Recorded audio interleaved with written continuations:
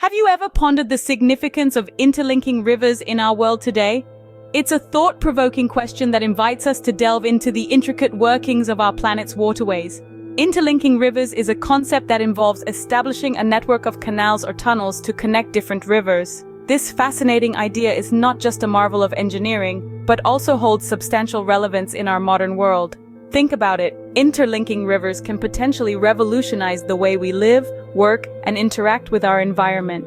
For instance, it could provide a consistent water supply, reducing the strain on areas experiencing water shortages. It might also open up new avenues for transport and trade, boosting local economies. But it's not just about us. Interlinking rivers could significantly benefit wildlife, offering them extended habitats and migration pathways. It could also enrich our environment, nurturing the flora and fauna that thrive along these waterways. So what does interlinking rivers involve, and how is it actually carried out? The process of interlinking rivers is both fascinating and complex. To begin, let's break down the process into three main steps: identification, construction, and management. The first step, identification, involves a meticulous assessment of the rivers that are potential candidates for interlinking. This includes examining their flow patterns, volume, and the topography of the surrounding land. Hydrologists, geologists, and environmental scientists work together to gather and analyze this data, ensuring that the interlinking will be both feasible and beneficial. Next comes the construction phase, a marvel of engineering prowess. Here we're talking about building canals, dams, reservoirs, and tunnels, all designed to facilitate the flow of water from one river to another. These structures need to be robust and durable, able to withstand the forces of nature and the passage of time. Engineers use state-of-the-art technology and materials to construct these waterways, ensuring they are built to last and cause minimal environmental disruption. The final step in the process is the management of the newly linked rivers. This involves ongoing monitoring and maintenance to ensure that the interlinking continues to function as intended.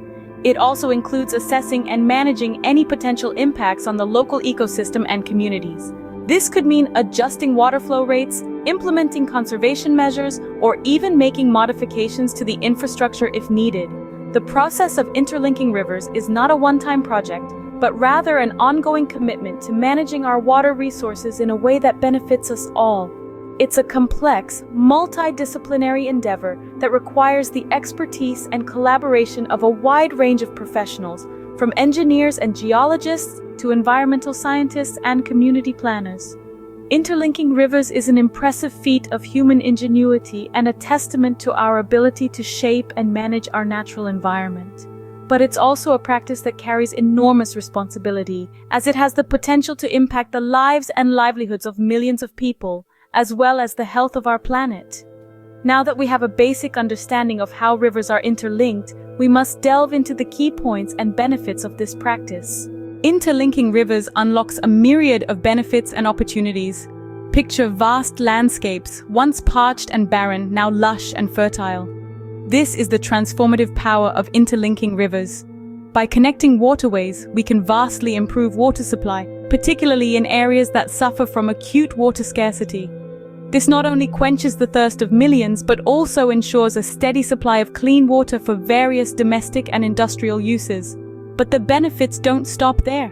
Enhanced irrigation is another major advantage.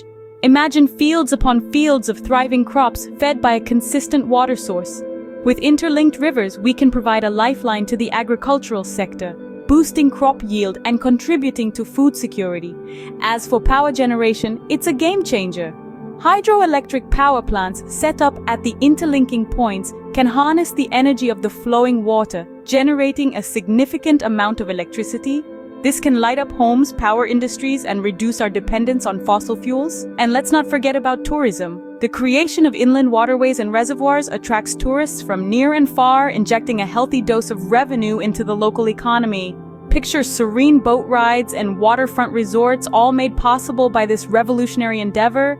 But it's not just about people and economies. The environment reaps the benefits too. Interlinking rivers can create new habitats for wildlife, flora, and fauna. It can replenish wetlands, which are vital for biodiversity, and provide new migration routes for aquatic species.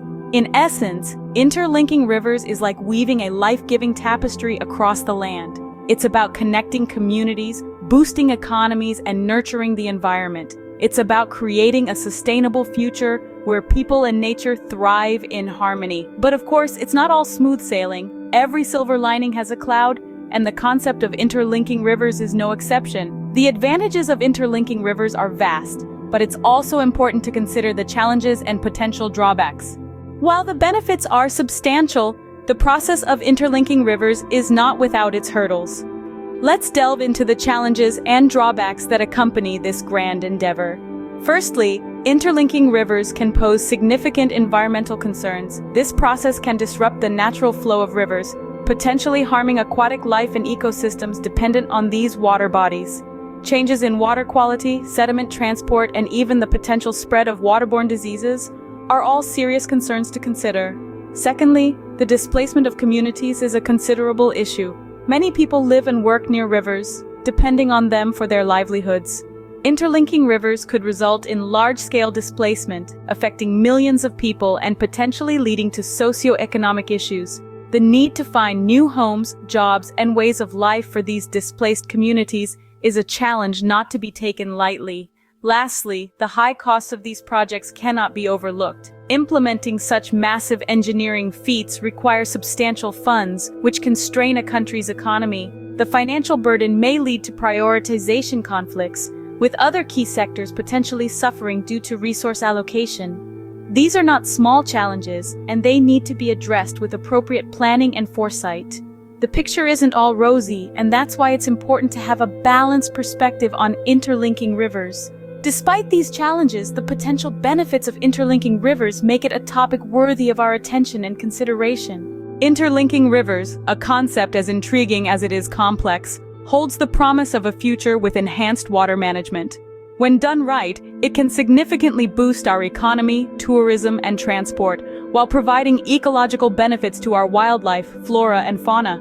Yet it's not without its challenges, including potential environmental and socioeconomic impacts. So let's keep the conversation going, continue learning, and stay engaged. As we move forward, the conversation around interlinking rivers will undoubtedly continue to evolve. It's up to us to stay informed and engaged.